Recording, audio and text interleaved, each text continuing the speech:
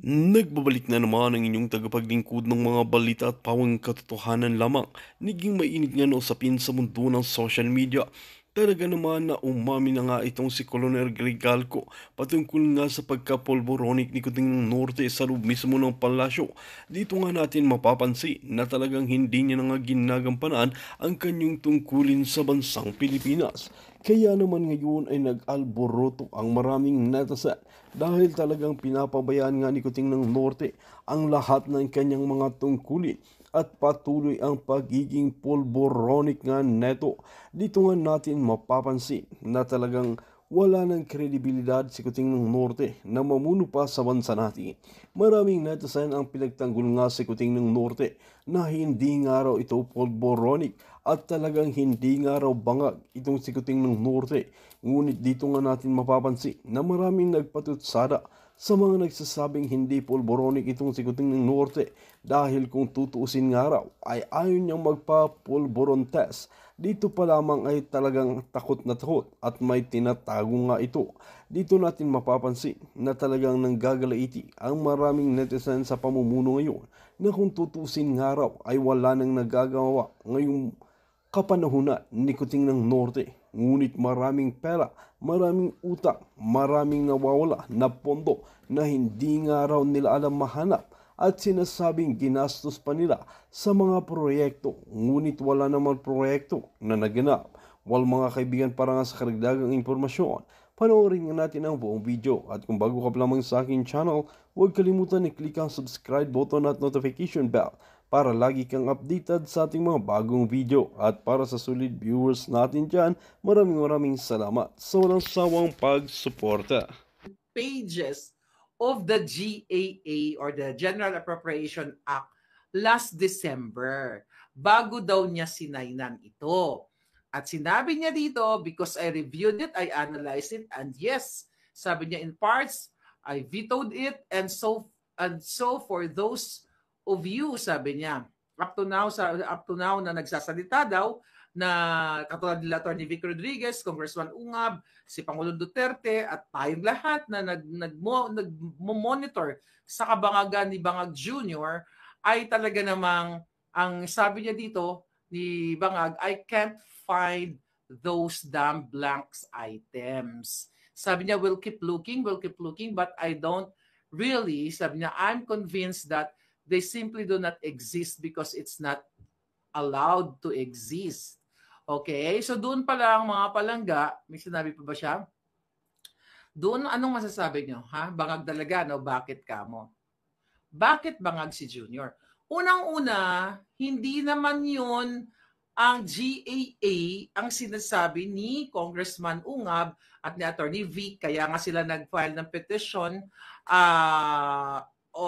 for certiorari and prohibition para pigilan itong illegal, sabi nga ni Attorney Vic dyan, illegal, kriminal, immoral na pagpirma ni Bangag dito sa bill na ito at naging act na nga. Kaya sila nagpetisyon sa Korte Suprema para pigilan ang 4,057 budol ni Bangag Jr. Hindi totoong binasa niya ito. Paano niya mababasa kung humingiwi siya most of the time, sumisinghot ng pulburon during Christmas season? Ano pa ginagawa niya? Sumisinghot? Hindi niya nga kayang magsalita ng walang script? Okay. Ngayon, mga palangga, ang sinasabi ng mga hinayupak, kaya daw ginagawa ng nila Pangulong Duterte, tayo na mga Pilipino, whether galit ka kay Duterte o galit ka sa akin, as long as you are concerned for your life, for your future, mga kababayan, you have to speak up. Ngayon, kinompute natin. Kinompute ko, mga palangga, kung totoo bang binasa ni Bangag ang 4,057 pages. Ito, tingnan natin yung timeline. Alright? Sabi ni Bersamin, nung December, bago yan, mga kaibigan, bago pala yan. Nung December 18, Inireschedule. Ang sabi dito sa ulat, Marcos reschedules signing of 2025 budget bill as certain items to be vetoed. That was December 18 of 2024. Then, mga palanggingging, noong December 26, di ba supposedly kasi December 20 daw sa signan. Noong December 26, nagpalabas na naman ng kadyutahan, kasinungalingan, kabangagan, kabudulan, ang bangag na administrasyon, ang sabi, Marcos thoroughly reviewing. Di ba may pa-picture-picture pa mga, magpa-picture-picture pa ang bangag dyan, di ba? Okay. Yeah. Sabi dito, Marcos thoroughly reviewing items in GAA to ensure constitutionality. Julul. Okay? Next. So, ang sumunod na eksena dyan, ito to. Alright. Marcos, okay? Ito. December 30, okay na, hindi ko nababasahin, alam niya. So, nung December 30, mga hitad, mga palanggingging, ay sinainan ni Bangag ang bill kaya naging GAA. So, ayon sa ating computation, mga hitad, right. Okay. Kung ikaw ay magbabasa ng libro, sino mga book readers dito? Kung ikaw ay magbabasa ng libro na mayroong 250 to 300 words per page, like this, di ba? Itong katulad ditong libro ni Attorney Vic, ayan, available pa rin yan, andyan yung email natin sa baba. So hindi ko lang nabilang kung ilan ang page ang words dito. But anyway, the regular page ng book, check nyo ngayon niya, ay mamaya na kasi nanonood pa kayo. Kung merong 250 to 300 words per page, kung ikaw ay hindi naman mabilis magbasa, if you are a slow reader, ang mababasa mo lang is 150 words per minute. Okay. So, ibig sabihin mga palangga, pag average reader ka, okay? Pag fast reader ka naman, 300 to 400 words per minute. Ngayon, kung titignan mo, ang sinusundan kong formula, total reading time in minutes, okay? Number of pages times words per page divided by reading speed, okay? Words per minute. Based dito sa computation natin mga palangga, sa 4,050 pages, 50 lang ha, libro to, hindi yung GAA. Okay, mamaya kumpara natin. At 300 words per page, di ba? Sa makatuwid, mga kapangapalangga, gawin nyo to mamaya. Kung slow reader ka, slow lang. Okay? At I think ako sa average lang ako. Kasi minsan, yan na nakakatulog ako pag nagbabasa ako. Kung 150 words per minute equals 8,100 minutes. So, ibig sabihin, matatapos mo yung book na yon ng 135 hours. Okay? 135 hours mga palangga pag slow reader ka. Sige, kunyari fast reader si Bangag. Pagbigyan na natin. Kahit ngumingawi ang buwaka ng ina, pagbigyan natin. Eto, huling-huli ka ng Bangag ka talaga. Kung fast reader si Bangag, 300 words per minute. Okay? So, total of 4,050 per minute. Ay, 4,050 minutes. So, total of 67.5 hours. Yun mga palangga. Doon niya matatapos. Imagine mo, ilan yung compute natin? Kung fast reader siya, 67.5 hours. Tingnan natin. Fast reader, hindi na siya natutulog. Nagbabasa na lang ang gago. Okay, tingnan natin. Tignan natin ang computation ni Madam. Ba't itong calculator natin? Okay. 67.5. Okay. Alright. Okay, tignan natin. So, hindi na siya matutulog yun ha. 3 days na lang matatapos, walang tulugan. 2.8, we're talking wala tong tulugan. Sinong tao ang makakapagbasa kahit hinyo na hindi ka natutulog, basa ka lang ng basa. But I'm talking book 2. Pag hindi ka matutulog, 67.5 hours mo siyang matatapos yung 4,050 pages with the minimum 300 words per page. So 2.8, pwede niya talaga matapos, pero maniniwala ka ba na hindi na matutulog si Bangag? At basa na siya ng basa. Di ba? Paano na lang? Diba? That was Christmas season. Marami siyang party, marami siyang sininghutan. Paano ka maniniwala, mga palangga? There's another example. Okay, ayon sa ating pagsasaliksik, di ba?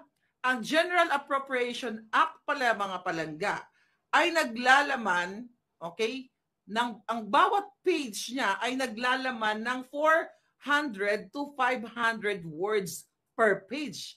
Kanina yung binigay kong example sa inyo ay yung libro. Ang GAA kasi ang daming mga kung ano-ano pa, di ba? Anyway, ipagpalagay natin, mga hitad, mga palangga, kung mayroong 4,057 pages, ang GAA na ipinagmalaki ng adik niyong presidenteng sinungaling, magnanakaw, kidnapper, smuggler, lahat demonyo, mafia, kartel, mga palangga. Okay, minimum 4,057 pages times 400 words. Okay? So yung kabuuang 4,057 pages, meaning may nilalamang 1,622,800 words. Pero kung 500, mamaya siguro after natin mag-vlog kayo, tulungan niyo ako. Bilangin natin kung ilang words. Andiyan naman yung sa website nila. Anyway, let's say for example, yung 4,057 pages na GAA times 500 words is equals to 2,028,500 words. Ngayon, computein natin.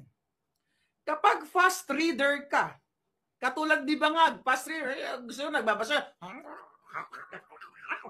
robot na. Gumagano ng puta. Sino nga na talaga hayop na buwaka ng Genemes? Okay. Fast reader, kunyari si Bangag. Saan na paningot natin dito? Paningot ba tayo? Wala dito ah. Okay? Here we go. Kung fast reader siya, minimum 5,409 minutes niya matatapos ang which is equivalent to 90 hours. Fast reader na to ah. Okay, let's compute. 90 hours. Tangay na ka ha. Ginagawa mong tanga Pilipino. Ha? Bangag ka. 90 hours divided by 24. So 3.75 hours niya, 3.75 days niya matatapos. Okay? 3.75 or 90 hours. Yung 4,057 pages na ito, mga pala, fast reader na siya. Fast reader na si Bangag. 90 hours. So, sinabi nila, kaya ko binigay sa inyo yung timeline kanina, noong December 26, mga palangga. Okay? Noong December 26, sinabi ni Bersamin na pag-aaralan nila. Okay, nawala ang alindog ko. Na pag-aaralan, sabi ni Julian's World, Guinness yan, na pag-aaralan ni Bangag at babasahin ang GAA 26, 27, 28, 29, 30 pinirmahan niya. So ibig sabihin, kung binasa ng buwaka ng inang adik ninyong presidente, simula nung December 26, pinirmahan ng 30, hindi na natulog. Wala na siyang tulugan. Ngayon, tignan nyo yung timeline. Hindi ko na-check kung ano ginawa niya. May post naman niya si Dila dyan sa Presidential Communications. 26, 27, 28, 29. Nag-party ba siya? Sumingot ba siya? Tignan nyo sa page. Pero this is impossible. But we're talking about kung kaya niya magbasa ng 300 word per minute. Paano makakabasa ng 300 word per minute yan eh. Pag nagsalta nga, gumaganon. Gago. Next. Kung hindi naman siya, o average reader lang siya, ito mas malupit. Definitely, hindi nga siya average reader eh. Below average. Dahil mas maraming nguya, maraming yiwi. So, if average reader lang si Bangag, maximum 10,142 minutes or equivalent to 169 hours. Let's compute that, mga palangga. Let's compute. 169 hours. Hindi to, wala siyang tulugan. Okay? Walang tulugan ang sinungaling na adik. Hinayupak, hindi pa pumantay ang pamong jutang ginemis ka. Okay. So kung average reader lang siya, 7 days niya matatapos. How come? Na binasa ng Julul, simula ng 26, 27, 28, 29, 30, na 4 days, where in fact, kinumpute natin na kung yun lang ang kayang basahin ni Bangag, 7 days to non-stop. Non-stop ito. Hindi siya matutunan. 4 days nga lang eh. Di ba? 4 days lang from 26 to 30. So, ibig sabihin, sinungaling talaga tong gagod to. Kaya nakakagalit tong magnanakaw na to, kidnapper, snatcher, lahat ng mafia pulboroni. Okay. Nung kinompute natin, mga palangga, kung sakasakali na si Marcos Jr. ay hindi naman nagbasa ng 7 days straight o 4 days straight. Dahil natulog, kunyari, wala siya ginawa, basa-basa. Kung si Marcos Jr. ay nagbasa ng 8 hours per day, okay? Kung siya ay fast reader, pwede niyang matapos yung GAA na to minimum to 12 days, maximum to 15 days. You do the math later. Okay?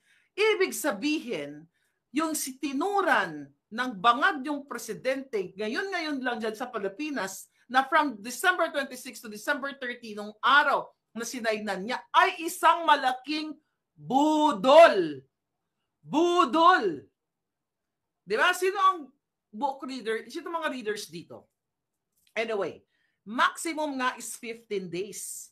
And if you are an average reader, pwede mo siyang matapos in 17 days, maximum 22 days.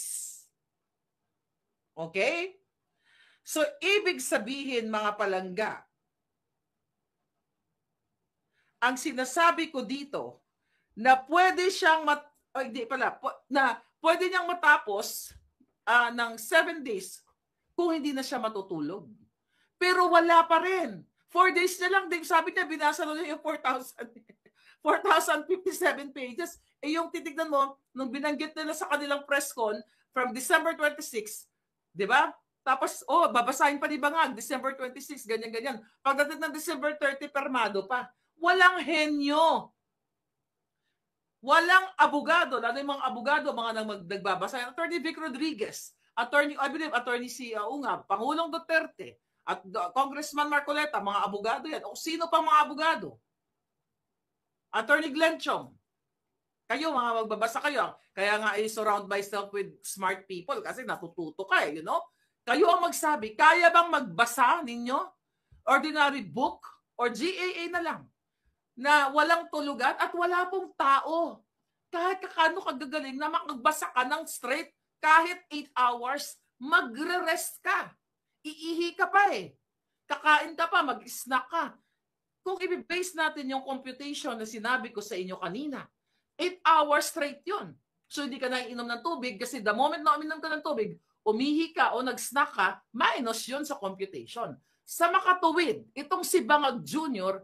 ay nagsisinungaling ang buwaka ng ina. Sabi ni, ito magandang comment, sabi ni Warley Alidon, BBM equals AI. Yes, unless na AI ka. Good point. Nakita ninyo kung paano kayo gaguhin, budulin, magyabang pa na sinasabi na ang nagsasalita tungkol dito sa buy scam na ito ay gusto lamang i-destabilize ang gobyerno para mag-issue, just in case na I hope manalo ang apela nila Attorney Vic Rodriguez, di ba? Na mapigilan magbigay ng ano tawag dito? TRO, okay? Ay ang sinasabi ni Bangagdan, gustong isabotahe, gustong isabotahe ang what do you call it? Isabotahe, i-paralyze. Excuse me, verb ako. I-paralyze yung the whole government. Unang-una, sinungaling. Ang kino-question at ang revelation, ang expose ng ating mga matitino, magigiting na abogado na kakampi ng bayan, Congressman Ungab, Pangulong Duterte, Attorney Vic Rodriguez, ay tungkol sa buy scam o bicameral report. At inamin ni Kimbo, di ba?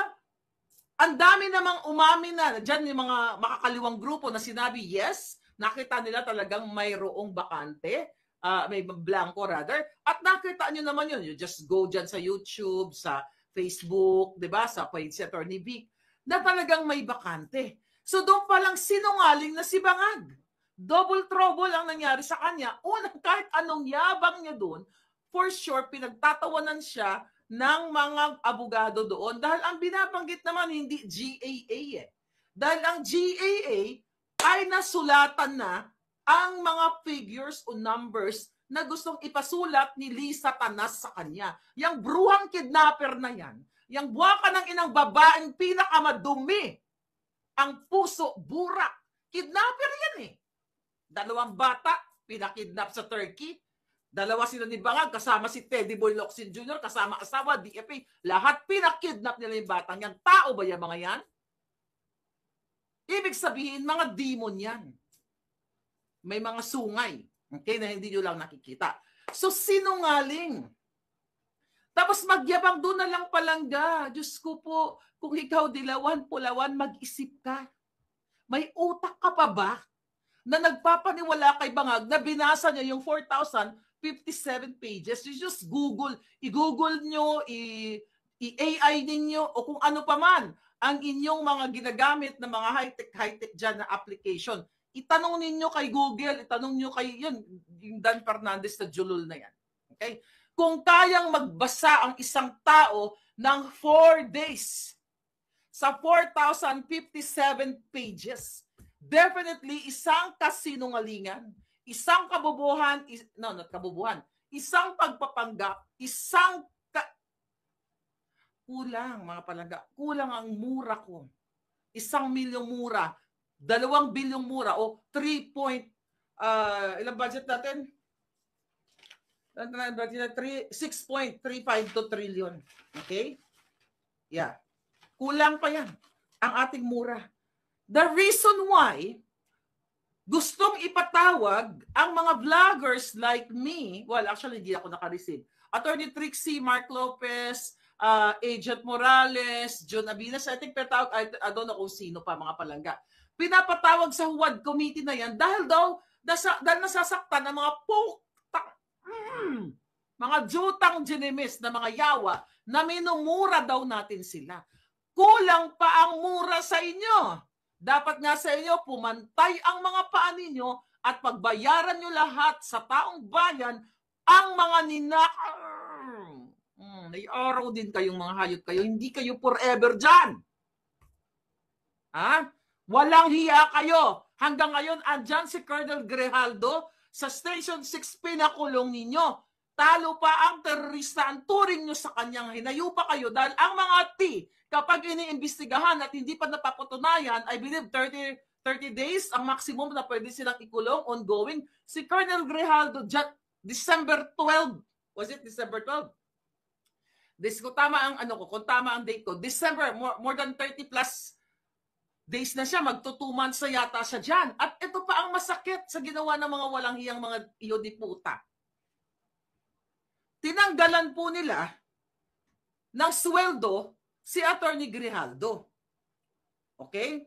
O mamaya na tayo pumunta kay Attorney Grijaldo. Gusto ko lang sabihin, sa mga walang hiyang ito na pinapatawag ngayon ang ating mga kapwa vloggers, bakit pro-Duterte vloggers lang ang pinapatawag? Bakit hindi pinapatawag ang mga ensimadang, mga ngetpa na mga amoy burak na nagbibigay ng mga papuring kasinungalingan kay Bangag? So definitely, ito ay talagang pag-asinta, pag-target, pagpapatahimik sa atin, sa ating mga vloggers na nagsasalta at hindi po libelous ang mura. Si Pangulong Duterte, hinayaan niya ang dilawan, pulawan, lahat na murahin.